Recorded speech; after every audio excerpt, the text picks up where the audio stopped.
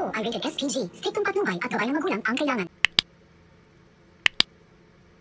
Matagumpay nga ang pagsalin nga ng dugo dito nga kay Princess na galing nga dito kay Sherlyn.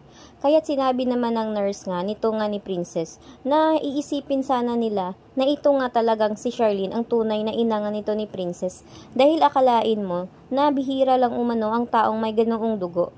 At dito nga ay napaisip nga rin ito nga si Princess na baka umano totoo ang sinabi nga ng nurse. Subalit nga kinausap nga niya ang kanyang tatay nga na si Odi na totoo nga ba talagang iba ang kanyang nanay. Subalit ay sinabi naman ito ni Dado na hindi totoo yun. Kaya naman ay nagtataka nga talaga sila kung paano nga talagang magkapareho ang dugo nga ni Princess at ito nga si Sherlyn. Kaya hanggang ngayon nga ay hindi pa rin makapaniwala nga itong si Dado kung paano nga ito nangyari at imposible raw ito.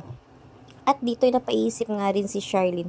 Dahil nga itong si Sherlyn ay labis rin ang kanyang pangungulila sa pagmamahal ng isang anak dahil nga malayo ang loob ng kanyang tunay na anak na si Liberty sa kanya. Kaya hindi mawala sa kanyang isip na baka nga si Princess talaga ang kanyang tunay na anak.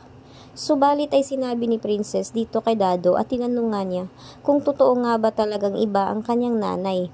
At dito ay hindi nakaimik nga itong si Dado dahil alam nga niya kung sino ang talagang nanay nito.